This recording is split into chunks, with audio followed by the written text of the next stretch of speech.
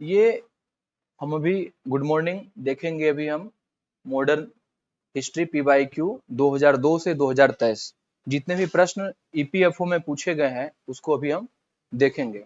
Next gen economics में आपका स्वागत है। अगर आप इस चैनल पे नए आए हैं तो चैनल को सब्सक्राइब कर लीजिए और अपने दोस्तों को बीच में भी शेयर करें। चलिए देखते हैं। 2002 का क्वेश्चन है ये। कर है कि the permanent settlement introduced by Cornwallis 1793 has which of the following provisions. 1793 में कॉर्नवालिस द्वारा लागू की गई अस्थाई बंदोबस्त में निम्नलिखित में से कौन से प्रावधान शामिल हैं। तो पहला क्या है, पहला कह रहा है कि जमींदार वे रिकॉग्नाइज्ड ऑनर ऑफ लैंड। अच्छा देखिए, आप जब जमींदार को दे देंगे रिवेन्यू सेटलमेंट कर लिए तो क्या हो जाएगा, ऑनर जमींदार रिकॉग्नाइज्ड है कि नहीं, भूमि का मालिक माना गया। दूसरी बात, रिवेन्यू वाज फिक्स्ड परमानेंटली, नाम ही है परमानेंट सेटलमेंट, तो दूसरा सही हो गया, पहला भी सही हो गया, इसे ऑल। अब इसका एक्सप्लेनेशन देखते हैं जरा सा।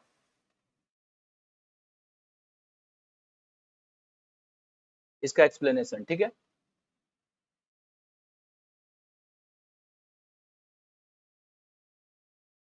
चलिए, ये है परमानेंट सेटलमेंट जो कि क्या 1793 में आता है। परमानेंट सेटलमेंट जो है आपका 1793 में आया। ये कॉर्नवालिस के द्वारा कहां कहां, बंगाल, बिहार और उड़ीसा।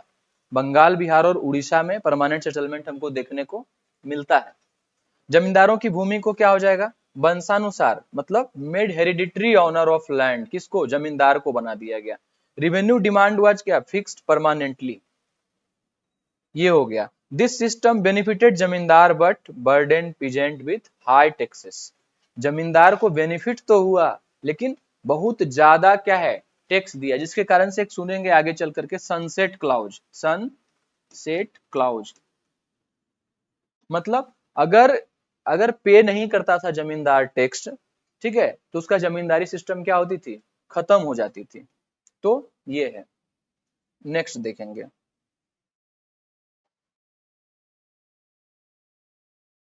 ये देखिए आपका ये जो मैप आप देख रहे हैं इसमें देखिए, तो ये एरिया जो है आपका क्या है, परमानेंट सेटलमेंट का है। परमानेंट सिस्टम, रैयतबारी सिस्टम, महालबारी सिस्टम, और ये ब्लैक जो है वो इंडियन बॉर्डर है। तो ये आपका हो गया क्या, Indian border. Permanent settlement white white जो ये कलर का है, यानी बंगाल देख लीजिए। और कहा, ये छोटा छोटा एरिया जो है यहाँ पे, इस एरिया बंगाल, बिहार, ये झारखंड, ये सब का एरिया में जब बिहार बोलते हैं तो क्या होता है, पूरा ये एरिया, झारखंड उरखंड सब आ रहा था, उड़ीसा, ये सब। बंगाल जब बोलेंगे तो बांग्लादेश भी आ जाएगा। ये पूरा एरिया में परमानेंट सेटलमेंट था। रैयतवारी सिस्टम, रैयत मतलब किसान, तो देखिए, तो ये कलर जो आप देख रहे हैं वो रैयतवारी सिस्टम है। तो ये पूरा एरिया, गोवा हुआ का एरिया जो है, केरला, तमिलनाडु, ये सब, कुछ इधर वाला जो एरिया है पाकिस्तान का, यहाँ भी रैयतवारी सिस्टम है। गुजरात का कुछ हिस्सा रैयतवारी सेटलमेंट में, महाराष्ट्र का भी कुछ हिस्सा रैयतवारी में है। ये एरिया जो देख रहे हैं छत्तीसगढ़ वाला, ये भी क्या होगा, विशाखापत्तनम, ये भी रैयतवारी का है। उसके बाद येलो जो आ रहे हैं वो महालबाड़ी। इसका चीफ कौन होता था, गांव का कोई विलेज मैन जो बड़ा होता था, उसको ये जिम्मेदारी दी जाती थी और वो कलेक्ट करके महाल उस तरह में। ये भी रैयतवारी सिस्टम ही, बर्मा में भी क्या था, रैयतवारी सिस्टम था। ये एरिया जो देख रहे हैं आप, अरुणाचल का कुछ हिस्सा और ये आसाम का भी कुछ हिस्सा जो है वो रैयतवारी है। आप यहाँ पे देखेंगे महलबारी में, तो ये सेंट्रल इंडिया का हिस्सा, मध्य प्रदेश का थोड़ा सा हिस्सा, ये सब एरिया में, ये यूपी वाला एरिया यहाँ पे क्या है, देखिए तो ये महलबारी सिस्टम है। पंजाब का वो वाला पंजाब जो है वो महलबारी सिस्टम है। समझ में आ गया। चलिए आगे बढ़ते हैं। Next question, which among the following introduce Ryotwari. Ryotwari को कौन किया था, ये सब पहले देख लेते हैं। लैंड रेवेन्यू सिस्टम में क्या हो जाएगा आपका, परमानेंट सेटलमेंट किसके द्वारा, परमानेंट सेटलमेंट जो आया वो लॉर्ड कर्नवालिस के द्वारा 1793 में बंगाल में सबसे पहले इंट्रोड्यूस किया गया। उसके बाद रैयतवारी सिस्टम थॉमस मुनरो के द्वारा मद्रास में सबसे पहले 1833 में। महलबारी सिस्टम जो है, महलबारी सिस्टम क्या है, विलियम बेंटिक के द्वारा और नॉर्थ वेस्टर्न प्रोविंस, पिछले वाला जो था उसमें अभी हम देखे कि किया गया, ठीक है। ये अब क्वेश्चन में देख लीजिए, कौन इंट्रोड्यूस किया? Thomas Munro. थॉमस मुनरो ये इंट्रोड्यूस किया, ठीक है। चलिए, ये हो गया। तो बस थॉमस मुनरो के द्वारा और कहाँ कहाँ किया अभी हम देख ही लिए, ठीक। तीसरा क्वेश्चन देखिए, who was the governor general of India during first Anglo Maratha war? कौन था ये गवर्नर जनरल, कौन थे जो फर्स्ट एंग्लो मराठा वार के समय में ये हुआ था? इसका हम ये पूरा देखें। ऑप्शन क्या दिया है? वेलेल्जी, बारन हेस्टिंग, लॉर्ड कर्नवालिस और लॉर्ड डलहौजी, ठीक है। अब देखिए, फर्स्ट एंग्लो मराठा वार जो है कब लड़ा गया है? तो 1775 से 1782 के बीच में। एंग्लो जैसे ही बोलते हैं तो कौन आता है? एंग्लो जब बोलेंगे तो कौन आएगा? अंग्रेज। और ये आपका इंडियन किंग है, किंगडम है, जो कहिए यहाँ पे एरिया। तो 1775 से 82 के बीच में बारेन हास्टिंग के कार्यकाल में हुआ, और ये खत्म होता है किसके साथ? ट्रीटी ऑफ सलवाई 1882 में, ठीक। और इस ट्रीटी में 20 साल का ट्रीटी हुआ, पीस ट्रीटी, शांति समझौता जिसको बोलते हैं, वो हुआ, ठीक है। The war was mainly between British और मराठा पेशवा महादेव राव, इसके बीच में हुआ। नेक्स्ट देखते हैं। हम्म, अब हम पूरा युद्ध देखेंगे, केवल मराठा नहीं, हम क्या करेंगे? पूरा हम युद्ध देखेंगे इसमें, ठीक है। चलिए, तो फर्स्ट एंग्लो मराठा वार जो है वो किसके किसके बीच में होता है? 1767 से 69 के बीच में एंग्लो मैसूर वार पूरा। और क्या? हैदर अली ऑफ हैदराबाद और Joseph Smith, colonel Brooke, Madhav Rao, Brooke और माधव राव एक तरफ है। इसमें क्या क्या हुआ? तो देखिए, तो बेटल ऑफ क्या? चिंगम, उसके बाद फिर siege of Ambur, battle of ये, ठीक है। इसमें इंपॉर्टेंट कुछ डिटेल्स जो है ये क्या है? तो हैदर अली फ्रेंडशिप कर लिए फ्रेंच के साथ, हैदर अली का फ्रेंच के साथ जो है फ्रेंडशिप हुआ। और बॉर्डर डिस्प्यूट जो था मद्रास गवर्नमेंट और नवाब के साथ कर्नाटक में, ये। और हैदर अली यहाँ पे क्या होता है? एज लेता है, यानी जीत जाता है हैदर अली, ठीक है। नेक्स्ट, सेकेंड एंग्लो मैसूर वार 1780-84 अरकोट। और यहाँ पे क्या है? हैदर अली, टिप्पू सुल्तान, आयरकूट, ये सब जो है लड़ने वाले, हेक्टर मुनरो, ये सब इसके। उसके बाद बैटल ऑफ क्या हो गया? पोर्टो नोवो इसमें हुआ। ट्रीटी ऑफ मैंगलोर के साथ ये खत्म हुआ। किसके साथ? ट्रीटी ऑफ मैंगलोर के साथ सेकेंड मैसूर वार जो होता है वो खत्म होता है। कैप्चर ऑफ क्या? माहे बाय इंग्लिश, इंग्लिश क्या करता है? माहे को कैप्चर कर लेता है। मराठा निजाम इंग्लिश को साइड, इंग्लिश को मदद करता है, और हैदर अली हार जाता है। हैदर अली क्या है? डिफिटेड। पहली बार में हैदर अली क्या हो गया? जीत गया। दूसरी बार में हैदर अली क्या? हार गया, ठीक है। और इस तरह से फिर क्या है? थर्ड एंग्लो मैसूर वार जब हम देखेंगे तो क्या होगा इसमें? थर्ड एंग्लो मैसूर वार 1792, 90 से 92 मालाबार कोस्ट पे हुआ। टिप्पू सुल्तान, कॉर्नवालिस और क्या? William Meadows. बैटल ऑफ क्या हो गया? तो तेलीचेरी हुआ। और ट्रीटी ऑफ श्रीरंगपट्टनम हुआ। श्रीरंगपट्टनम का ट्रीटी होता है यहाँ पे। टिप्पू अटैक ऑन क्या? त्रैवनकोर। टिप्पू जो है त्रैवनकोर पे अटैक करता है, अपना सन को क्या करता है? लोस्ट कर देता है, lost his son and half of his territory. Tipu Sultan जो है आधा टेरिटोरी अपना क्या है? हार जाता है, ठीक है, ये। और 2 सन उसका प्रिजन में रख लिया जाता है अंग्रेज के द्वारा, और इंग्लिश यहाँ भी जीत। फिर क्या हो गया? फोर्थ एंग्लो मैसूर वार क्या हुआ? 1799 में श्रीरंगपट्टनम में। टिप्पू सुल्तान, वेलिल्जी, आसफ जा, जेम्स स्टुअर्ट। बैटल ऑफ क्या? श्रीरंगपट्टनम एंड मेलावेली। श्रीरंगपट्टनम हार जाता है टिप्पू सुल्तान, ठीक है। और यहाँ पे क्या हो गया? Napoleon plan to invade India and Tipu, negotiation होता है इसके साथ। टिप्पू आज किल्ड, टिप्पू मर जाता है, मारा जाता है। मैसूर खत्म, इंडिपेंडेंस, इंग्लिश का कंप्लीट विक्ट्री। तो हम कैसे देखे अभी यहाँ पे? एंग्लो मैसूर वार देखे इसमें, ठीक है। नेक्स्ट, उसके बाद फिर क्या देखेंगे? एंग्लो मराठा वार, जो अभी जो क्वेश्चन पूछा गया था। एंग्लो मराठा वार में क्या है आपका? 1775 से क्या? 1782 पहला, हेस्टिंग महादेव सिंधे, माधवजी सिंधे, और क्या नाना फडणवीस, ये सब लड़ रहे हैं एक साइड में, उधर बैटल ऑफ क्या अदास सिपरी ये सब होता है, और सलवाई का ट्रीटी, सूरत का यहाँ पे आपको ट्रीटी होता है। सवाई माधवराव सक्सीडेड क्या Peshwa, try to capture power with British, British के मदद से क्या है सक्सीड हो जाता है। रिजल्ट क्या है, मराठा के साथ 20 साल का क्या होता है ट्रीटी होता है। सेकेंड एंग्लो मैसूर वार 1803 से 5 के बीच में, यहाँ पे वेलेल्जी है, वहां पे हेस्टिंग था। क्वेश्चन हमसे पूछा था फर्स्ट एंग्लो मराठा वार जो हो रहा है उसमें गवर्नर जनरल कौन है, फर्स्ट में क्या है हेस्टिंग है, दूसरा में वेलेल्जी है, ठीक है। तो ये बैटल ऑफ क्या हो गया दिल्ली में आपको होता है, और आप देख सकते हैं यहाँ पे फिर होलकर अटैक ऑन क्या पेशवा, अपने में अपने ये जो मिसिल्स है वो झगड़ रहे हैं, उसमें अंग्रेज इंटरवीन कर रही है। सीज विथ क्या, उसके बाद मराठा का कन्फेडरेसी लगभग लगभग यहाँ पे समाप्त हो जाएगा, इंग्लिश को यहाँ पे एज मिला, शुरुआत हुआ। उसके बाद थर्ड एंग्लो मैसूर वार 1817 से 18 के बीच में, ठीक है। और आप देखिए यहाँ पे बैटल ऑफ क्या हो गया मोहितपुर, जैसे ही बैटल ऑफ मोहितपुर बोला जाएगा तो किसको कहेंगे थर्ड एंग्लो मैसूर, ये थर्ड एंग्लो मराठा वार। और ट्रीटी ऑफ क्या हो गया ग्वालियर हो गया यहाँ पे। और जब देखेंगे तो कैंपेन अगेंस्ट क्या पिंडारी के अगेंस्ट में ये ये हुआ था, और ब्रिटिश का यहाँ पे कंप्लीट विक्ट्री, इसीलिए थर्ड एंग्लो मैसूर। तो पहला में हेस्टिंग, दूसरे में बेलेस्ली है।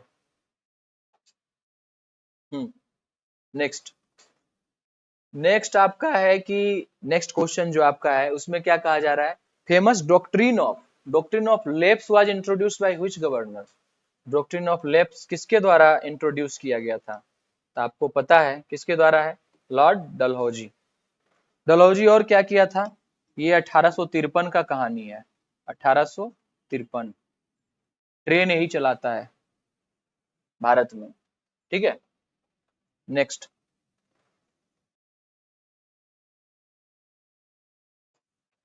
नेक्स्ट देख रहे हैं हम लोग, करें कि डॉक्ट्रिन ऑफ लेप्स 1848 से 56 के बीच में जो चल रहा है आपका, हाँ, ये आपका 1856 से 1848 से 56 के बीच में लॉर्ड डलहौजी ये प्रिंसली एक से जो स्टेट है उसको क्या करते हैं एनेक्स करते हैं, ठीक है। और अच्छा एनेक्सेशन का क्या है कि जिसके पास अपना माने बायोलॉजिकल सन नहीं है वो क्या होगा अंग्रेज सरकार में मिल जाएगा ब्रिटिश गवर्नमेंट में, तो ये हो गया। उसके बाद फिर क्या हो गया सतारा झांसी नागपुर संबलपुर सब का सब छत्तीसगढ़ उदयपुर सब चला जाता है उसमें। और 1857 के विद्रोह का मुख्य कारण में से एक ये भी है कि आप सब राज्य को इस आधार पे हड़प रहे हैं कि उसका क्या है बायोलॉजिकल हायर नहीं है, उसका बायोलॉजिकल जो होता है जैविक पुत्र नहीं है, इस कारण से आप ये कर रहे हैं, तो वो रीजन था। आइए देखते हैं किस गवर्नर जनरल के पीरियड में क्या हुआ, ठीक है।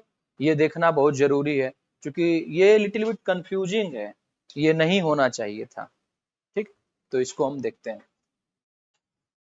वारेन हेस्टिंग के समय में क्या हुआ गवर्नर जनरल वारेन हेस्टिंग, तो यहाँ पे देख रहे हैं 1773 से 85 का समय है, रेगुलेटिंग एक्ट 1773 आता। अच्छा पहले जो है वो रेगुलेटिंग एक्ट था, उसके बाद क्या होने लगा रेगुलेटिंग एक्ट के बाद आपका, पहले तो रेगुलेटिंग एक्ट हुआ उसके बाद फिर चार्टर एक्ट हुआ, ठीक। तो देखिए गवर्नर जनरल ऑफ बंगाल, यहाँ पे रोहिला वार होता है, सब्सिडरी अलायंस विथ क्या अवध, ये सब इसके समय में हो रहा है। कलकत्ता मद्रास 1781 का समय चल रहा है, यहाँ पे क्या होता है स्टेब्लिश हुआ। हाँ अब इसमें क्या होता है कोर्ट, हाई कोर्ट जो बोल रहे हैं आप, हाई कोर्ट क्या है स्टेब्लिश होता है। हम्म। उसके बाद फिर क्या है स्ट्रेंथन, ब्रिटिश कंट्रोल को क्या करता है स्ट्रेंथन करता है बंगाल पे। लॉर्ड कर्नवालिस 1786 से 1793 का समय, परमानेंट सेटलमेंट 1793 में, जुडिशियल रिफॉर्म आया, सिविल सर्विस रिफॉर्म आया, जिसको कॉर्नवालिस कोड भी बोलते हैं। ये क्या करता है, क्रिएटेड हेरिडेटरी जमींदार लेट। कॉर्नवालिस के समय में बताए थे ना, 1793 में क्या हुआ, परमानेंट सेटलमेंट। तो परमानेंट सेटलमेंट जमींदार को दिया गया, और क्या था, हेरिडेटरी पावर दिया गया, मतलब उसका पुत्र भी जमींदार बनेगा, जमींदार का पुत्र। ठीक है। फिर सर जॉन सोरे 1793 से 98 के बीच में क्या हो गया, policy of non intervention, Vettel of क्या, कड़धा, 1795 में। ये जो पीरियड था वो वीक डिप्लोमेसी का पीरियड था, उतना स्ट्रॉन्ग, मतलब ये जो गवर्नर जनरल है वो नहीं था।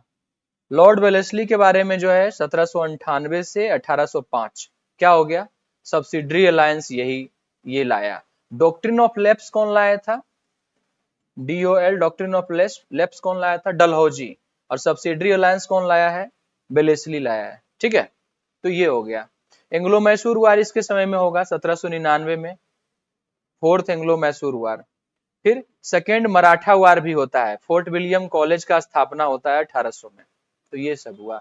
और ब्रिटिश एम्पायर को क्या करता है, एक्सपेंड करता है, ब्रिटिश के क्षेत्र को क्या करता है, ये बढ़ाता है। उसके बाद तो लॉर्ड वेलेस्ली का देख लिए कि नहीं यहाँ पे। उसके बाद फिर लॉर्ड हेस्टिंग्स, बारेन हेस्टिंग और लॉर्ड हेस्टिंग्स अलग है, ध्यान रखिए, बारेन हेस्टिंग और लॉर्ड हेस्टिंग्स क्या है, अलग है। Founded non intervention, ended non intervention. ये जो था जॉन सोरे, वो इंटरवीन उतना नहीं करता था, लेकिन यहाँ इंटरवीन करना शुरू किया। ठीक है। थर्ड एंग्लो मैसूर मराठा वार इसके समय में 1817 से 18 के बीच में एबोलिश करता है सेंसरशिप। अब देखिए, और मराठा वार को जीतता है, ब्रिटिश टेरिटोरी को ये बढ़ाता है। अब देखिए, ऐसे चीज को बार बार जब आप रिपीट करेंगे तब याद होगा। कहीं पे थर्ड एंग्लो मराठा वार इसके समय में आ रहा है, फोर्थ एंग्लो मैसूर वार उसके समय में आ रहा है। तो ये चीज क्या है कि बार बार देखेंगे, और जब आप रात को सोते हैं या ऐसे ही बैठे होते हैं तब रिकॉल करने का कोशिश कीजिए। ठीक है, यही तरीका है। Repetition is the hallmark of success, और कुछ नहीं। उसके बाद फिर क्या है, आप जब आगे बढ़ेंगे यहाँ पे, तो लॉर्ड क्या अमरेस्ट है, कुछ ऐसा हुआ नहीं है, फर्स्ट एंग्लो बर्मीज वार हुआ है। तो इससे आप ये याद कर सकते हैं कि किसके समय में क्या, एंग्लो बर्मीज वार कब, 1824 से लेके 1826 के बीच में। ठीक है। 1824 से 1826 के बीच में ये हो रहा है। हम्म, चलिए, ये हो रहा है। उसके बाद फिर क्या हो गया, हम्म, ये बैरकपुर म्यूटिनी यहाँ पे 1824 में। फाइनेंशियल ड्रेन ड्यू टू क्या, financial drain due to Burma war यहाँ पे हुआ। इसका कोई उतना रिलीवेंस नहीं है।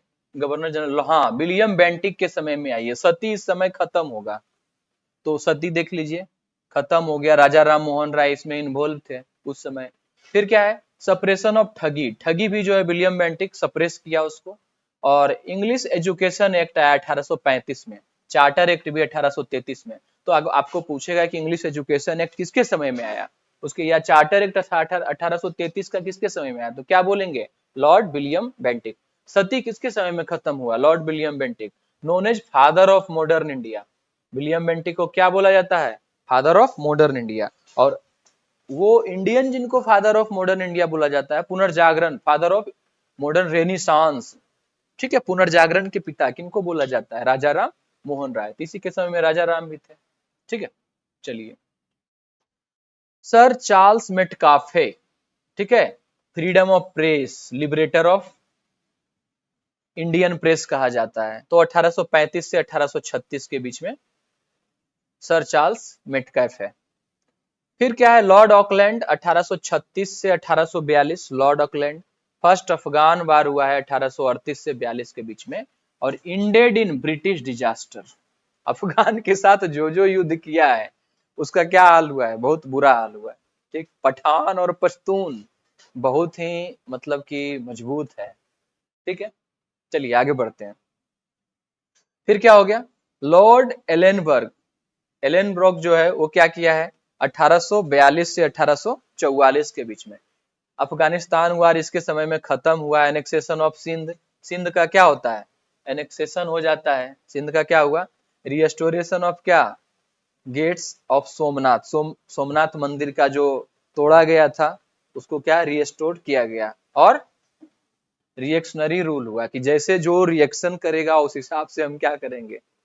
हाँ, लॉर्ड हार्डिंग्स वन, ठीक है, लॉर्ड हार्डिंग्स वन के समय में क्या हो गया, तो 1844 से 1848 का समय ये है। फर्स्ट एंग्लो सिख वार 1845 से 46 ट्रीटी ऑफ लाहौर के साथ खत्म होगा। और फीमेल इन्फेंटिसाइड बैन हुआ। तो सती प्रथा कौन बैन किया, विलियम बेंटिक, सती प्रथा विलियम बेंटिक, ठीक है। और फीमेल इन्फेंटिसाइड जो है, मतलब कह सकते हैं कि बच्चा जो है वो अगर लड़की जन्म लिया है तो क्या होता था, उसको भ्रूण हत्या किया जाता था। तो किसमें, लॉर्ड हार्डिंग के समय में। और पंजाब जो है वो क्या हो गया, एनेक्स्ड हो गया, अंग्रेजी शासन में चला गया। लॉर्ड डलहौजी 1848 से 1856, डॉक्ट्रिन ऑफ लैप्स पहले ही आ गया, ट्रेन चलाएगा ये। सेकेंड एंग्लो बर्मीज वार होता है 1852 में, ठीक है, ये हो गया आपका। उसके बाद 1853 रेलवे आ गया 1853 में, टेलीग्राफ 1851 में, पोस्ट ऑफिस एक्ट 1854 में, चार्ल्स वुड डिस्पैच जो एजुकेशन का नीति था, वुड डिस्पैच, ये क्या हो गया आपका, इसमें आ गया। इसको क्या बोला जाता है, लॉर्ड डलहौजी बहुत काम हुआ है, तो reformer plus annexation policy, Dalhousie doctrine of lapse भी लाया, बहुत सारा रिफॉर्मेशन भी किया। उसके बाद आपको क्या होता है, और ये कारण भी है, जो 1857 का जो रिवोल्ट है, जो सिपाही म्यूटिनी है, या कोई कहता है कि रिवोल्ट ऑफ 1857, विद्रोह, अंग्रेज का हिंदुस्तान के अगर हम नजरिए से देखें तो अंग्रेज नहीं, first war of independence, BD Savarkar बोलते हैं कि 1857 का जो विद्रोह नहीं क्या था, फर्स्ट वार ऑफ इंडिपेंडेंस, आजादी की पहली लड़ाई थी। तो सारा का सारा जो है घोर मट्ठा किसके समय में हुआ है, ये लॉर्ड डलहौजी के समय में, ठीक है। नेक्स्ट देखते हैं, लॉर्ड डलहौजी के बाद किसको पढ़ रहे हैं, लॉर्ड कैनिंग पढ़ रहे हैं। किसको पढ़ रहे हैं, लॉर्ड कैनिंग, 1856 से 1862 के समय में रहा। और इसी बीच में 1857 में क्या हो गया, revolt of 1857, queen Victoria proclamation, क्या 1858 में क्वीन विक्टोरिया जो है वो फॉर्मली भारत की रानी बनी, ठीक है। मतलब अब ईस्ट इंडिया कंपनी और ये सब नहीं, बल्कि क्या हो गया, डायरेक्ट ब्रिटिश के अंदर में चला गया, ब्रिटिश गवर्नमेंट के अंदर में। फिर आईपीसी, इंडियन पिनल कोड जो है 1860 बहुत दिनों तक चला। अब उसको बदल करके क्या, बीएनएस आपको आ गया। उसके बाद क्या, आपको साक्ष्य एक्ट जो है, एविडेंस एक्ट, ये सब आ गया। वही अंग्रेजी काल जो है, वही अंग्रेजी कानून जो है अभी भी भारतीयों पे थोपा जाता है, ठीक है। आप ये चीज देख रहे हैं। तो ये हो गया यूनिवर्सिटी ऑफ कलकत्ता। अब से अंग्रेज कानून बनाया था किस पे राज करने के लिए, हम भारतीयों पे राज करने के लिए। और अगर हम वही कानून अभी भी चलाएंगे तो क्या होगा, भारत के फेवर में तो नहीं होगा ना, वो एक्चुअली सप्रेस करने के लिए, डिप्रेस करने के लिए, कंप्रेस करने के लिए, जो भी कहिए, कंट्रोल करने के लिए, इंडियन को कंट्रोल करने के लिए वो बनाया गया था, ठीक है। तो ये हो गया आपका। फिर इसके समय में लॉर्ड कैनिंग के समय में और क्या होगा, और ये वायसराय, पहला वायसराय लॉर्ड कैनिंग, तो क्या हो गया, बंबई मद्रास ये सब यूनिवर्सिटी वहां पे बनाया गया। और ये जो एज है, transition from company to crown rule, मतलब अब कंपनी नहीं, क्राउन, मतलब रानी राज कर रही है किस पे, भारत पे। चलिए आगे, लॉर्ड लॉरेंस, पैथिक लॉरेंस ये 1864, अलग है दोनों, कंफ्यूज ना हो, 1864 से 1869। क्या है यहाँ पे, तो यहाँ पे ये हो गया कि भूटान वार हुआ 1865 में, ठीक है। Policy of non interference in Afghanistan, Afghanistan में बोला कि हस्तक्षेप की नीति नहीं अपनाएंगे। और क्या होगा, फ्रंटियर स्टेबिलिटी पॉलिसी, जो बॉर्डर है उसको क्या करेंगे, स्टेबल। एक्चुअली क्या हुआ कि ये लोग ना जीत तो पाया नहीं अफगानिस्तान के साथ, ये जीत तो पा नहीं रहा था। तो इसने क्या किया कि बॉर्डर को सिक्योर करने के लिए अफगानिस्तान को बफर जोन बना दिया। उधर यूएसएसआर होगा और इधर अफगानिस्तान, इधर इंडिया है, ठीक है। इसको अफगानिस्तान को क्या किया, बफर जोन बना दिया, ताकि चलो हमको लड़ने में क्या होगा, कम पहले अफगानिस्तान के रूलर से लड़ेगा। तो ये चीज ये करता है, बहुत तेज अंग्रेज बनता है अपने आप को। लॉर्ड मायो आ गया, उसके बाद फिर क्या होगा, लॉर्ड मायो आपका आया, तो क्या 1869 से 1872 के बीच में मायो कॉलेज अजमेर में सेंसस, पहला सेंसस 1871 में कौन करवाया था, लॉर्ड मायो। एसेसिनेटेड क्या, अंडमान को भी क्या किया था, ब्रिटिश गवर्नमेंट में मिला लिया था। एडमिनिस्ट्रेटिव रिफॉर्म हुआ है, समझ रहे हैं। कॉलेज आया, आपका सेंसस हुआ, तो सेंसस होगा तो पता चलेगा ना कि गरीब कितना है, कितने के पास जमीन नहीं है, डिफरेंट डिफरेंट क्राइटेरिया है। तो उससे क्या हो जाएगा कि आप इम्प्लीमेंटेशन कर पाएंगे पॉलिसी को, ठीक है। चलिए, लॉर्ड लिटन, सबसे खराब जो है वो क्या है, लॉर्ड लिटन है। जितना भी खराब काम किया है, जितना भी खराब काम किया है वो कौन किया है, लॉर्ड लिटन। लिटन से लीटर समझिए, नहीं होता है लीटर, पूरा छितरा दिया, तितरा दिया, इधर उधर फैला दिया। तो लॉर्ड लिटन सबसे खराब काम के लिए जाना जाता है और लंबा समय रह गया, 1876 से 1880। बर्नाकुलर प्रेस एक्ट ले आया, ठीक, मतलब कि जो क्षेत्रीय भाषा में प्रेस छप रहा था उसको रोकने के लिए, ठीक है। फिर आर्म एक्ट 1878 का आ गया। फर्स्ट दिल्ली दरबार लगता है 1877 में, और इसी के समय में दुर्भिक्ष आता है, फेमाइन। कुछ लोग का कहना है कि भारत में फेमाइन क्यों आया था, due to lack of proper distribution. Proper distribution के कारण, नहीं होने के कारण से यहाँ पे क्या आया, फेमाइन आया। अगर सही तरीका से वहां का उपज यहाँ बेचा जाता, उसको किया जाता सही ढंग से, अभी फेमाइन क्यों नहीं आता है। क्या मॉनसून हर साल सही रहता है, तो ऐसा नहीं है। फिर भी क्योंकि पीडीएस हमारे पास अभी है, क्या है, पीडीएस, पब्लिक डिस्ट्रीब्यूशन सिस्टम, और टारगेटेड पीडीएस है, टीपीडीएस, ठीक है, डीबीटी है, डायरेक्ट बेनिफिट क्या है, ट्रांसफर है। तो ये सब कारण से लोग क्या है, फेमाइन का इंपैक्ट नहीं के बराबर। आगे देखेंगे, जब देखेंगे हम इसमें क्या, कि इकोनॉमिक पॉलिसी बिफोर इंडिपेंडेंस, आजादी के पहले, तो उस समय हम देखेंगे। लॉर्ड रिपन का क्या कहानी भाई साहब, लॉर्ड रिपन इसको करेक्ट करने का कोशिश करेगा। जितना लिटर किया है लॉर्ड क्या, लिटन, उसको लॉर्ड रिपन क्या करेगा, तो देखिए, father of local self governance बोला जाता है इसको, लॉर्ड रिपन को। क्या क्या किया 1880 से 84 के बीच में, 4 ही साल ये रहा। तो लोकल सेल्फ गवर्नमेंट 1882 में आया लेकर के। इल्वर्ट विल क्या है 1883 में, हालांकि ये कंट्रोवर्सी रहा। था क्या कि अंग्रेज वाला जो है, अंग्रेज को अंग्रेज ही जज ट्रायल करेगा, ये बोला नहीं, ऐसा नहीं, दूसरा भी कर सकता है, इंडियन जज भी कर सकता है। तो इल्बर्ट बिल कंट्रोवर्सी रहा। बर्नाकुलर प्रेस एक्ट, जो लिटर करके लाया था, उसको क्या किया, खत्म किया। फर्स्ट फैक्ट्री एक्ट लाया।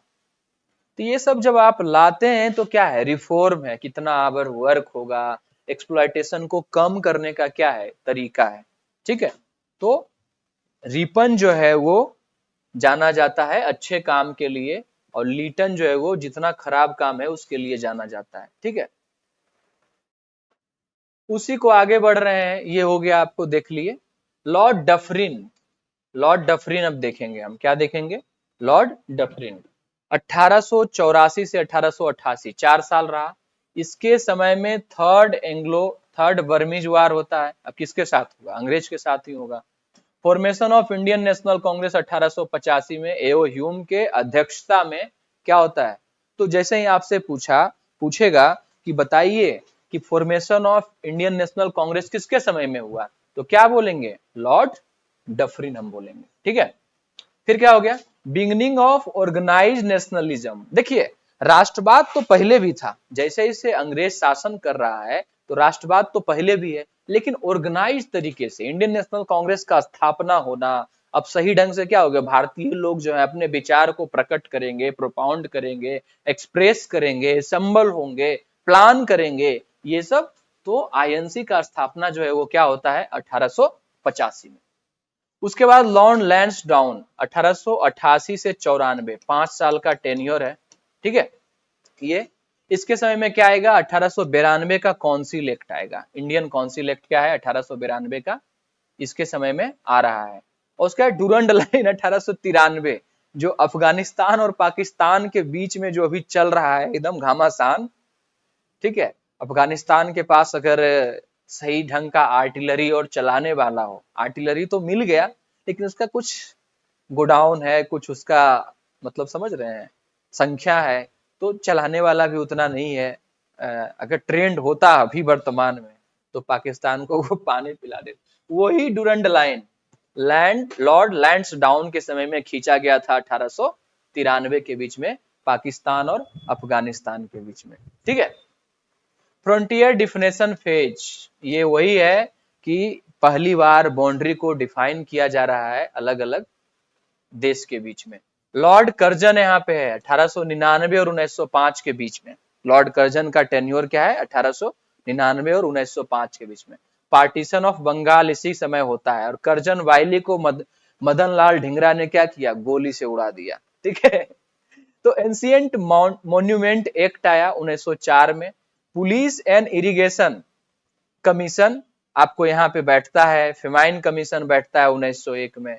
मतलब तो ये कौन सा फेज था लॉर्ड कर्जन के समय में, तो हाइट ऑफ इंपीरियल ऑथराइजेशन, जो उस समय शासन चल रही थी उसके ऑथराइजेशन का समय था, ऑथोरिटेरियन गवर्नमेंट का ये समय चल रहा है। लॉर्ड मिंटो टू का क्या है यहाँ पे 1905 से 1910 का समय है। मोरले मिंटो रिफॉर्म इसी में आएगा, जिसमें सेपरेट इलेक्टोरेट का बात करेगा। सेपरेट इलेक्टोरेट है क्या, जैसे मुस्लिम के लिए मुस्लिम ही केवल लड़ेगा, उसको वोट देगा तो जीत ही जाएगा, ठीक है। तो सेपरेट इलेक्टोरेट। फादर ऑफ क्या, इसको कम्युनल वायलेंस कहिए, फादर ऑफ कम्युनल डिवीजन कहिए, ये इसका प्रोपाउंडर कौन है, तो लॉर्ड चेम्सफोर्ड। आगे चल करके क्या होता है कि डिप्रेस्ड क्लास का भी जो है आपको बनाने का प्रयास करता है ये। लॉर्ड हार्डिंग टू 1910 से 1916 का समय क्या है, कैपिटल शिफ्ट होता है दिल्ली 1911 में, कलकत्ता से दिल्ली क्या होता है शिफ्ट होता है। दिल्ली दरबार 1911 में लगता है। Annulment of Bengal partition, Bengal partition जो कर्जन के समय हुआ था, ये बोलता है कि चलो अब पार्टीशन खत्म हो गया, रद्द करते हैं, ठीक है। और मॉडरेट रिकंसिलिएशन एक्ट, अच्छा क्यों खत्म किया, ये एक झूठा र्यूमर था, ताकि वो जो दिल्ली दरबार लग रहा है वहां के राजा जो आ रहे हैं जॉर्ज पंचम, वो क्या हो जाए, यहाँ पे सही से ही लोग स्वागत करे उसका। और जन गण मन अधिनायक जय है रविंद्रनाथ टैगोर के द्वारा लिखा गया था, जिसका बहुत ही शुरू में जो मीनिंग है, जन गण मन अधिनायक जय है। इस एरिया में जितने भी लोग हैं, जन हैं, गण गण मतलब रिप्रेजेंटेटिव, ठीक है, उसके आप क्या हैं अधिनायक हैं। और उसी पे इनको नोबेल प्राइज मिला था रविंद्रनाथ टैगोर को। तो ये हमारा है, हालांकि जो एरिया उसमें बताया गया पंजाब, सिंध, गुजरात, मराठा, ये सब एरिया, द्राविड़, उत्कल, वंगा, ये सब एरिया क्या है अपना है, ये उसमें बताया गया है, ठीक। तो देख लिए यहाँ पे। नेक्स्ट क्या है, नेक्स्ट हम देखेंगे ये लॉर्ड चेम्सफोर्ड। तो इससे पहले जो हम पढ़ रहे थे उसी चेम्स, ये क्या बोलते हैं, इससे पहले हम क्या पढ़ रहे थे,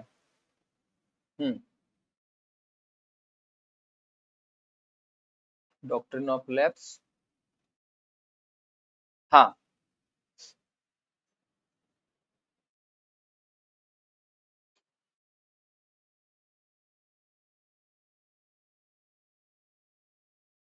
हम्म ये जो देख रहे थे यहाँ पे मोरले मिंटो रिफॉर्म जो हम अभी देख रहे थे, ठीक है, इसी को आगे बढ़ाता है कौन, चेम्सफोर्ड। चेम्सफोर्ड क्या करता है, माने सेपरेट इलेक्टोरेट है, अभी इसमें डिप्रेस्ड क्लास भी, लोअर कास्ट को भी क्या करेगा, इसको आज दलित बोलते हैं, उसको भी क्या करेगा इसमें जोड़ देगा आपको। तो देखिए 1916 से 1921 के बीच में ये है। मॉन्टेग्यू चेम्सफोर्ड रिफॉर्म 1919 यहाँ पे। उसके बाद फिर क्या हो गया, जालियांवाला बाग मैस्केयर होता है 13 अप्रैल 1919 को होता है। ठीक। अब पीरियड ऑफ क्या है, गांधीयन अपसर्ज। गांधी जी अब आएंगे, क्योंकि गांधी जी कब 1915 में आते हैं ना, तो गांधी जी यहाँ पे आएंगे। चंपारण सत्याग्रह 1917 होगा। ठीक है। आगे चल करके धीरे धीरे धीरे धीरे गांधी जी का एरा, गांधीयन एरा जो है वो चलेगा। ठीक। सबसे पहले जब आएंगे वो तो बनारस हिंदू यूनिवर्सिटी जो है बीएचयू, उसमें भाषण देंगे। लोग उससे आकर्षित होते हैं, गांधी के प्रति क्या है, सम्मान बढ़ता है। ठीक है। सब देखेंगे आगे चल करके। लॉर्ड रीडिंग उसके बाद आएगा 1921 से 26 के बीच में लॉर्ड रीडिंग है। और नन कोऑपरेशन मूवमेंट इसी समय शुरू होगा। चौरा चौरी इंसिडेंस 1922 में जो है ये होगा। काकोरी कंस्पिरेसी होगा यहाँ पे 1925 में। और रिफॉर्मिस्ट और लीगल फोकस, यहाँ पे रिफॉर्म पे बात किया जा रहा है, लीगल फोकस पे बात किया जा रहा है। लॉर्ड इरविन का समय फिर आएगा। क्या होगा, लॉर्ड इरविन का समय 1926 से 1931। इसमें साइमन कमीशन 1927 में आएगा, जिसका बहिष्कार किया जाता है। चूंकि सब के सब अंग्रेज थे, तो तुम भारत पे रिफॉर्म करने का बात कर रहे हो और सबके सब अंग्रेज आए हो, तो उसका नेहरू रिपोर्ट 1928 में, गांधी इरविन पैक्ट 1931 में, ये गांधी इरविन पैक्ट हुआ। ठीक है। गोलमेज सम्मेलन भी इसी समय होगा। ठीक है।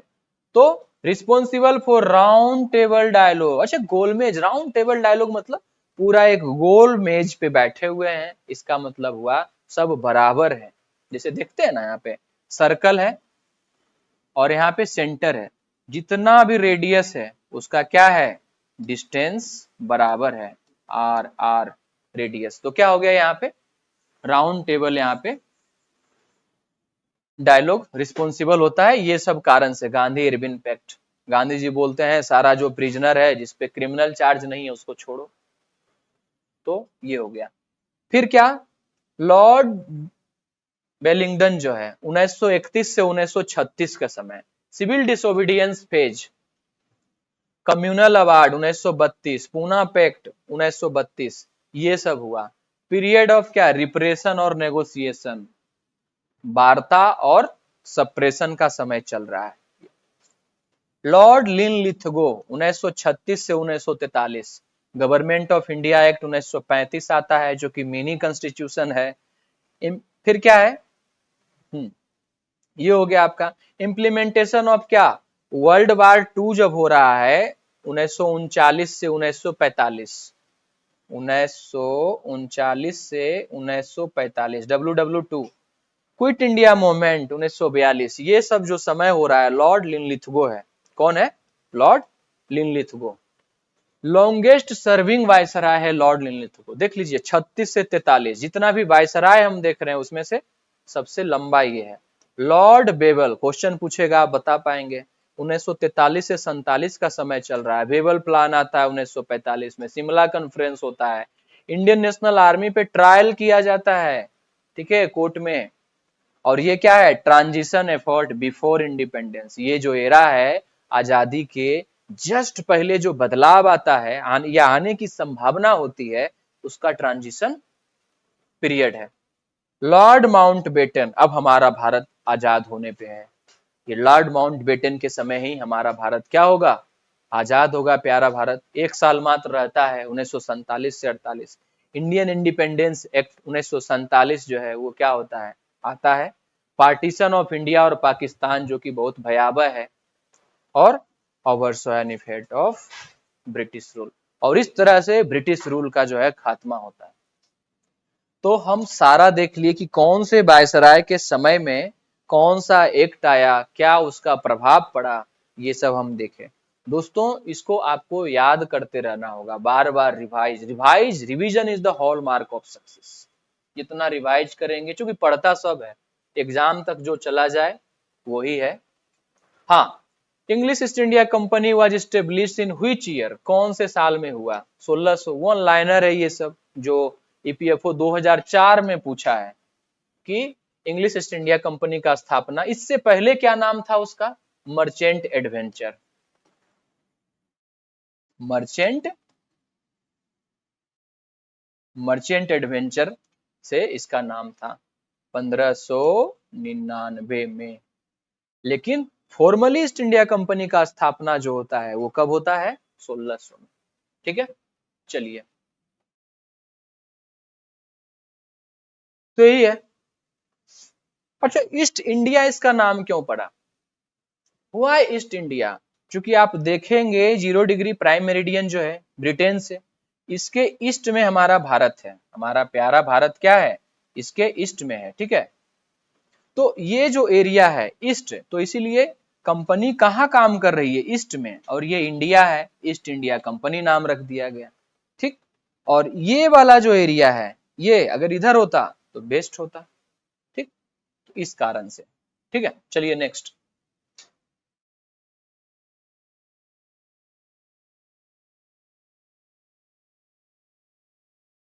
The battle of Plassey was fought which year?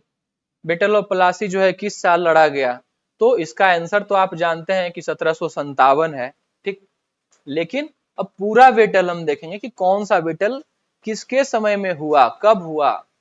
हालांकि हम देख चुके हैं ऑलरेडी, मैसूर वाला देख लिए, मराठा वाला देख लिए, वो सब देख चुके हैं, आप उसको देख सकते हैं। ठीक है, चलिए, बेटल ऑफ प्लासी वही है 1757 में। कौन कौन इसके थे? तो बंगाल के नवाब सिराजुद्दौला रॉबर्ट क्लाइव के नेतृत्व में ब्रिटिश से लड़ा गया। मीर जाफर जो है वो क्या किया, मैंने जो सेनापति है वही पीछे हट गया, तो स्वाभाविक है कि अंग्रेज जीत जाएगा, तो ब्रिटिश को क्या हो गया? विक्ट्री मिल गया। मैंने कहता है ना कि कुछ भी हो, मीर जाफर नहीं हो हमारे बीच में, तो मीर जाफर जो है वो बैड सिंबल है। ठीक है, दिस वार मार्क द क्या, beginning of British political rule. British का, अंग्रेज का जो राजनैतिक रूल है वो यहाँ पे शुरू हो जाता है। ठीक है, और हाँ, the dual government in Bengal introduce कब, किसके समय में हुआ? तो रॉबर्ट क्लाइव के समय में डुअल गवर्नमेंट होता है। ठीक, dual government introduce Robert Clive कब? 1765 बैटल ऑफ बक्सर के बाद। और ये क्या हो गया? द कंपनी कंट्रोल रिवेन्यू, दीवानी, और नवाब जो वहां का जो है लोकल गवर्नमेंट है वो क्या? निजामत यानी एडमिनिस्ट्रेशन। कितना मैंने तेज बनता था ब्रिटिश, कि रिवेन्यू को कंट्रोल कौन कर रहा है? अंग्रेज। ठीक है, और इसको लोकल रिवेन्यू ही कंट्रोल कर लेंगे तो हम लोकल अथॉरिटी या गवर्नेंस करके क्या करेंगे? तो ये चीज है। रिजल्ट क्या हो गया? The British gain real power without assuming direct.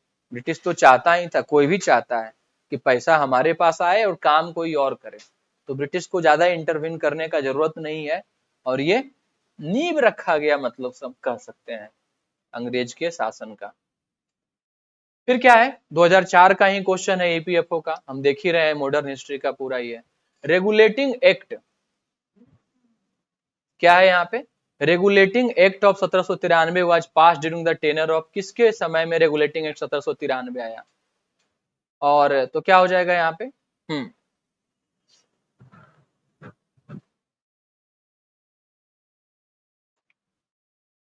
तो क्या हो जाएगा? 1793 में रेगुलेटिंग एक्ट पास होता है, और उस समय प्राइम मिनिस्टर जो थे लॉर्ड नॉर्थ मिनिस्ट्री में हुआ ये काम। ठीक है, the first step of British parliament to control affair of East India company. पहले तो ईस्ट इंडिया कंपनी व्यापार करने के लिए आता है यहाँ पे, उसके बाद फिर क्या है? उसके अफेयर को कंट्रोल करने के लिए क्या आया आपको? रेगुलेटिंग एक्ट आया। नाम ही है रेगुलेशन। देखिए, एक्ट और रेगुलेशन दो चीज है। की फीचर क्या है? स्टेब्लिश द क्या, गवर्नर जनरल ऑफ बंगाल। पहले तो सब गवर्नर था, मैंने आपका मद्रास, बॉम्बे और बंगाल में, वो तीनों का हेड बना दिया गया गवर्नर ऑफ बंगाल को, जिसका नामांकन चेंज हो गया और क्या हो गया? गवर्नर जनरल हो गया। ठीक, तो फर्स्ट गवर्नर जनरल आपको पता ही है, बारे नेस्टिंग है, गवर्नर जनरल ऑफ बंगाल को ये मिल गया। ठीक है, नेक्स्ट।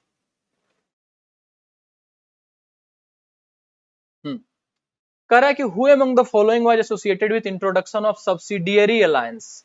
तो ये तो आपको देखे ही थे, लॉर्ड बेलेस्ली। डॉक्ट्रिन ऑफ लैप्स कौन? लॉर्ड डलहौजी। ये दोनों को आप याद रखेंगे।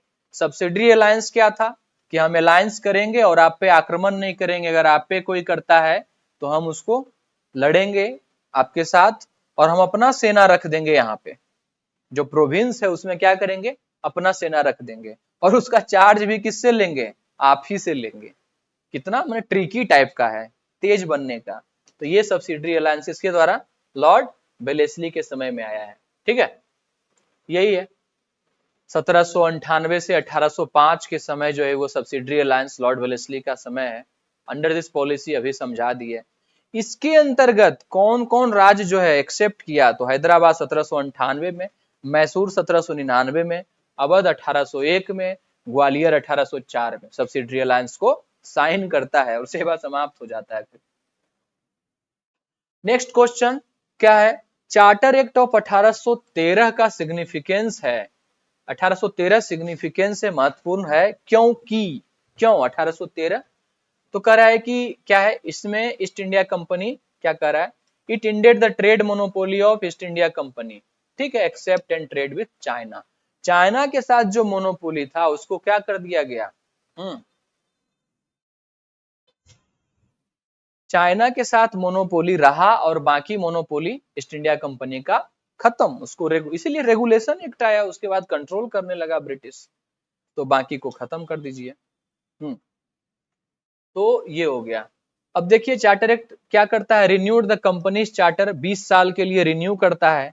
अब देखिए 20 साल पहले क्या हुआ था, वो समय क्या था, 1700 कितना 93, 1793 का समय, इसमें अगर आप 20 जोड़ेंगे प्लस 20 तो देखिए 1813 आ जाएगा।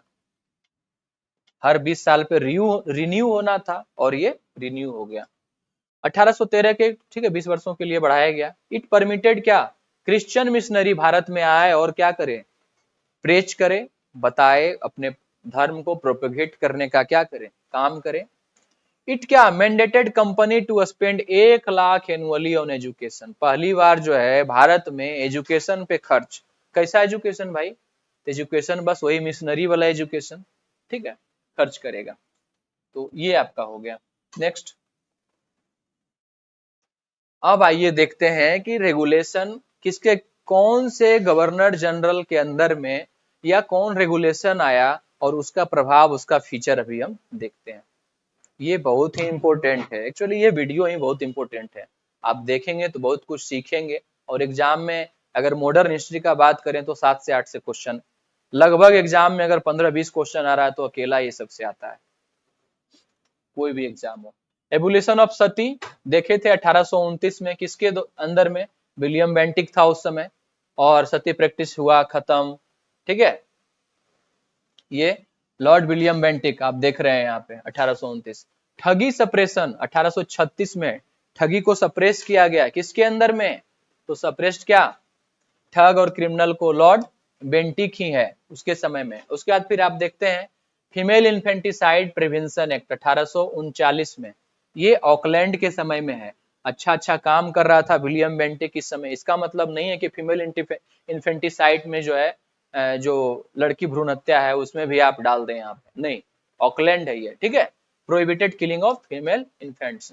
फिर क्या है, विडो रीमैरिज एक्ट 1856 में आया यहाँ पे, और लीगलाइज विडो रीमैरिज, मतलब विडो को थोड़ा आपको वैल्यू मिला, रिमैरिज फिर से विधवा पुनर्विवाह का जो है, और ये लॉर्ड केनिंग के समय में आया है। आपको क्वेश्चन पूछ देगा, आप क्या करेंगे अगर आपको पता नहीं है आप इसको पढ़ें, ठीक है। ये हो गया। Age of settle consent act 1891 में, ये क्या हो गया, तो raise the age of consent for girl from 10 से 12 साल, मतलब कम से कम 12 साल तक तो विवाह नहीं के लिए लड़की को, मैच्योरिटी कम होता है। तो ये भी क्या है, लॉर्ड लैंडस्टाउन है उसके समय में। फैक्ट्रीज एक्ट पहला जो आया वो 1881 में आता है। चाइल्ड लेबर क्या किया, उसको रेगुलेट किया कि 7 से 12 तक को क्या करिए, उससे काम आप नहीं करवाइए। और ये किसके समय में है, रिपन के समय। रिपन के समय में बहुत अच्छा अच्छा एक्ट आया, पहले भी बताया हम वीडियो में। क्या बता रहे थे, लीटन, लीटन क्या किया, लीटर किया, और रिपन क्या किया, अच्छा किया, उसको करेक्ट करने का प्रयास किया। रिपन के समय में ही क्या आ रहा है, इल्बर्ट कंट्रोवर्सी आता है, इल्बर्ट विल जो है, ठीक है ये। तो इल्बर्ट विल देखिए आ गया 1883 में। क्या है, लॉर्ड इंडियन जजेस टू ट्राई यूरोपियन, मतलब भारतीय जज जो है वो क्या करेंगे, यूरोपियन पे भी जजमेंट सुनाएंगे। तो लॉर्ड रिपन। प्रेस एक्ट जो आपका आएगा 1799, 1835 और 1878, रेगुलेटेड एंड इंडोर्स क्या, सेंसर्ड प्रेस, बेलेजी, मेटकैफे और लीटन, ठीक है। ये हो गया आपका। मेटकैफे क्या है, तो लिबरेटर ऑफ प्रेस है मेटकैफे। लीटन क्या करेगा, सप्रेस करेगा, वर्नाकुलर प्रेस एक्ट आएगा। एजुकेशन डिस्पैच वुड जो है आपका 1854 में, इसमें क्या आएगा, मॉडर्न यूनिवर्सिटी स्टेब्लिश्ड होगा। और ये कौन है, Lord Dalhousie. Archaeological survey of India जो अभी देखते हैं उसका एक्ट 1861 में आता है। कौन लाया ये, एएसआई का स्थापना होता है इसमें, लॉर्ड केनिंग, ठीक है। एंशिएंट मॉन्यूमेंट एक्ट 1904 में, जितना भी आप देखते हैं हेरिटेज देखते हैं उसको बचाने प्रोटेक्शन करने का उस साइट को, कौन, लॉर्ड कर्जन। तो कर्जन ठीक है, कर्जन क्या किया कि आपको बंगाल का विभाजन करता है, ठीक है, लेकिन कर्जन अपने हेरिटेज को, भारतीय जो विरासत है उसको बचाने का प्रयास भी करता है, वही है लॉर्ड कर्जन। और आज देखते हैं कि हमारा जो आपका पर्यटन से, आप देख रहे हैं टूरिज्म से, ट्रेवल एंड टूरिज्म से हमारा जीडीपी का एक अच्छा हिस्सा जो है उससे आता है, ठीक है। नेक्स्ट, अब देखिए यहाँ पे 1773 का रेगुलेशन का जो एक्ट है उसमें क्या निकल के आया है, क्या क्या आया। तो first attempt to British parliament to control East India company का अफेयर, ईस्ट इंडिया कंपनी का जो अफेयर है उसको कंट्रोल करो। ये गवर्नर ऑफ बंगाल को गवर्नर जनरल ऑफ बंगाल बना दो, उसको चलो बना दिया।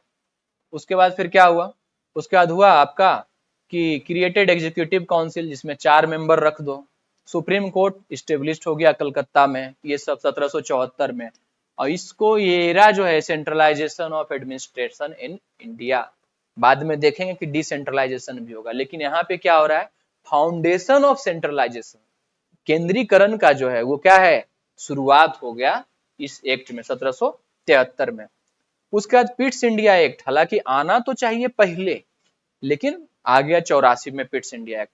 स्टेब्लिश क्या, board of control England to oversee company civil military और क्या रेवेन्यू अफेयर, इसको देखने के लिए क्या हो गया, company retained commercial power company के पास रहा। British crown gained control, British crown जो है इस पे कंट्रोल कर ली, ठीक है। डुअल गवर्नमेंट हो गया, डुअल कंट्रोल, कंपनी भी करेगी राज और कौन, ब्रिटिश गवर्नमेंट पॉलिटिकल अफेयर का काम करेगी। तो आप देख लिए यहाँ पे। उसके बाद आप देखेंगे, उसके बाद क्या देखेंगे आप, 1793 का एक्ट देखिए। 1773 में 20 जोड़िए आप, 1773 प्लस 20 करेंगे तो क्या आएगा, 1793। हर साल के लिए, हर 20 साल के लिए ये चीज होता था, चार्टर एक्ट, ठीक है। तो क्या हो गया, कंपनी का जो है 20 साल के लिए बढ़ाया गया, गवर्नर जनरल के अंदर में आ गया कंट्रोल, और क्या है, रिफॉर्म कंपनी मोनोपोली को क्या किया, फिर से री कर दिया 20 साल के लिए। चार्टर एक्ट 1813 क्या है, कंपनी का जो मोनोपोली था ट्रेड पे, एक्सेप्ट चाइना, चाइना को छोड़ करके क्या किया गया, खत्म किया गया। स्टार्ट ऑफ क्या, स्टेट इंटरवेंशन इन एजुकेशन को शुरुआत किया गया। और 1 लाख जो है वो रुपया पर ईयर जो है वो एजुकेशन पे खर्च करने का बात हुआ, यानी इसी समय में मिशनरी जा जाएगा आपको, क्रिश्चियन मिशनरी, ठीक है। नेक्स्ट,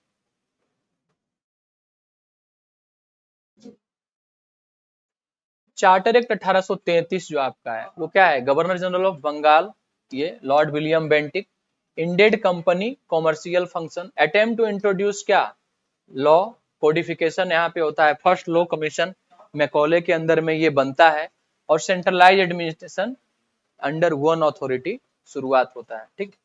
चार्टर एक्ट 1853 यहाँ पे आया, open competition for civil service के लिए ओपन कंपटीशन का शुरुआत होता है, सेपरेट लेजिस्लेटिव और एग्जीक्यूटिव फंक्शन शुरू हो जाता है, और इंडियन सिविल सर्विस का जो है क्या हो गया, फाउंडेशन हो गया।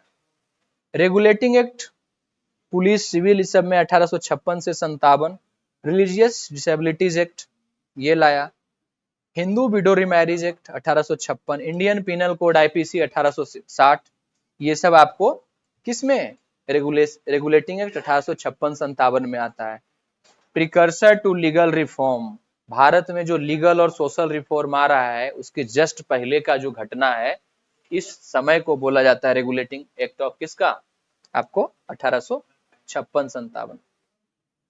Government of India act 1858 ended कर दिया कंपनी रूल, पावर ट्रांसफर्ड हो गया कहाँ पे, ब्रिटिश क्राउन में, ऑफिस ऑफ क्या, सिक्रेसी, स्टेट ऑफ ये आपको हो गया secretary, state of India create किया गया एक नया office, council of India 15 member जिसमें रहेंगे, सेटअप हो गया लंदन में, ठीक है।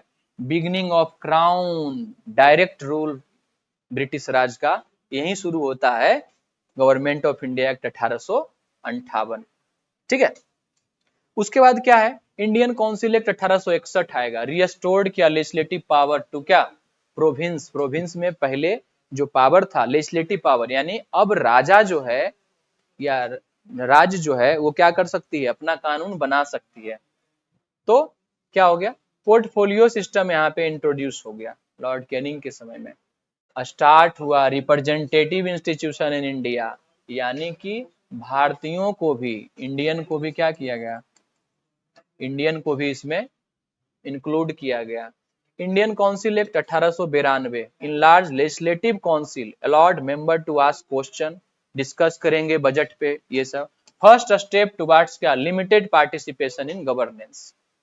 जैसे ही आप पूछने लगते हैं क्वेश्चन, अकाउंटेबल बनाते हैं, यानी वोट नहीं कर सकते हैं लेकिन ये क्या कर सकते हैं, क्वेश्चन पूछ सकते हैं, यानी क्या हो गया, limited participation. Indian council act Morley Minto 1909 वाला जो रिफॉर्म है, increase Indian member in council, बढ़ा दिया, इंट्रोड्यूस सेपरेट इलेक्टोरेट मुस्लिम के लिए, तो बिगनिंग ऑफ क्या, कम्युनल पॉलिटिक्स, जो भारत में अभी भी देखते हैं ना कि धर्म की राजनीति हमारा जो अभी गवर्नमेंट है वो भी करती है, और सब करता है, अपोजिशन भी करता है, कोई किसी को अपीज करने का प्रयास कर रहा है, कोई दूसरा रिलीजन को करने का प्रयास कर रहा है, ठीक है।